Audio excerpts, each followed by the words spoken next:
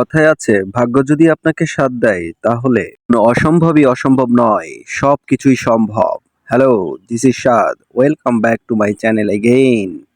আজ আপনারা দেখতে চলেছেন আমার এক জোড়া বাজিগার পাখি থেকে কিভাবে ৪ মাসের ব্যবধানে ১২টি বাচ্চা আমি পেলাম।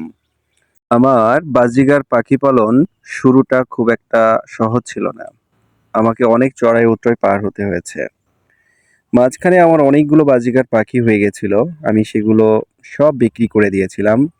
এরপরে আমি কি জানি মনের এক অজান্তেই বা মনের এক ভালো লাগার জায়গা থেকেই আমি এক জোড়া পাখি রেখে দিয়েছিলাম। আজ সেই এক জোড়া পাখি আমাকে ৪ মাসের মধ্যে ২ বার ব্রিডিং করে মোট ১২টা বাচ্চা পাইয়ে দিল। আসলে এটাকে ভাগ্যই বলা যায়। কেননা ভাগ্য আমাকে সাথ দিয়েছে বলেই আমি আবার ২টা পাখি থেকে এখন মোট ১৪টা পাখি করতে পেরেছি। তো আবার ৪ মাসের ব্যবধানে। তো আসলেই মহান আল্লাহ তাআলা যদি চান তাহলেই সম্ভব সবকিছু। তো আল্লাহ তাআলা আমাকে অনেক এই ব্যাপারে অনেক সাহায্য করেছেন। উনার সুদৃষ্টি হয়তোবা আমার পাখির উপরে ছিল। যার কারণেই আজকে আমি এইভাবে সফল হতে পেরেছি। তো আমার বিশ্বাস আপনারাও যদি এইভাবে মনের মধ্যে বিশ্বাস স্থাপন করে নিয়ে যদি একজোড়া পাখি দিয়েই শুরু করতে চান, তাহলে করতে পারেন। কোনো সমস্যা নেই। আপনি আপনার পাখিগুলোকে যেভাবে যত্ন নেবেন, আপনার পাখিগুলোও ঠিক আপনাকে সেইভাবেই ফিডব্যাক দিবে।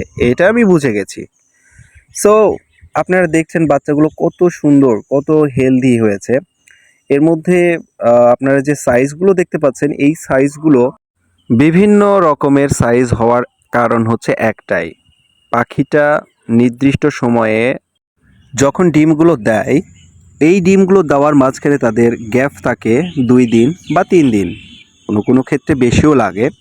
সো এই গ্যাপগুলো থাকার কারণেই পাখির বাচ্চাগুলোর সাইজ একেকটার একেক রকমের হয়ে থাকে। আশা করি ব্যাপারটা আপনারা বুঝতে পেরেছেন। সো আমি এই যে হাঁড়ির মধ্যে যে পাখির বিষটা ছিল, সেই বিষটাগুলো পরিষ্কার করে দিয়েছি যাতে বাচ্চাগুলো সাবলীলভাবে হাঁড়ির ভিতরে বেড়ে উঠতে পারে। এরপর আমি যতটুকু পারি কোমল এবং নরম হাতে বাচ্চাগুলোকে ঠিক আগের মতোই হাঁড়ির ভিতরে ঢুকিয়ে দেব। কেননা তাদের এত কোমল এবং নরম শরীরে যদি আমার মতো শক্ত হাতের একটু যদি কোনো জায়গায় ব্যথা পেয়ে যায়, বাচ্চাগুলো অসুস্থ হয়ে পড়বে। যার কারণে এই দিকটা আমাকে খুব ভালোভাবে খেয়াল রেখে বাচ্চাগুলোকে হাঁড়ির ভিতরে ঢোকাতে হবে।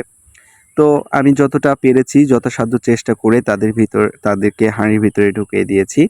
ইনশাল্লাহ বাচ্চাগুলো আবার আগের মতো তাদের মায়ের কাছ থেকে সেবা যত্ন পাবে এবং খুব দ্রুত বাচ্চাগুলো বড় হবে। আপনারা জানেন যে বাজিগার পাখি সাধারণত ১০ থেকে ১৫ দিনের মধ্যেই স্ট্যাবল হয়ে যায়। সো আমিও আশাবাদী যে খুব দ্রুত তারা স্ট্যাবল হয়ে যাবে এবং পরবর্তী নেক্সট ভিডিওতে আপনাদের সেইগুলো দেখানোর চেষ্টা করব ইনশাল্লাহ। তো ভিডিওটা আজকে এই পর্যন্তই। আপনাদের যদি ভিডিওটা ভালো লাগে তাহলে অবশ্যই একটা লাইক, একটা কমেন্ট, একটা শেয়ার করে দিবেন। আর হ্যাঁ, অবশ্যই আপনারা সবাই ভালো থাকবেন। আর আমার পেজটাকে অবশ্যই যারা এখনও ফলো করে দেন নাই, তারা অবশ্যই ফলো করে দিবেন। আর ইউটিউবে যারা আমাকে দেখছেন তারা অবশ্যই আমাকে দয়া করে একটা সাবস্ক্রাইব করে দিবেন। Thank you very much. দেখা হবে নেক্সট ভিডিওতে।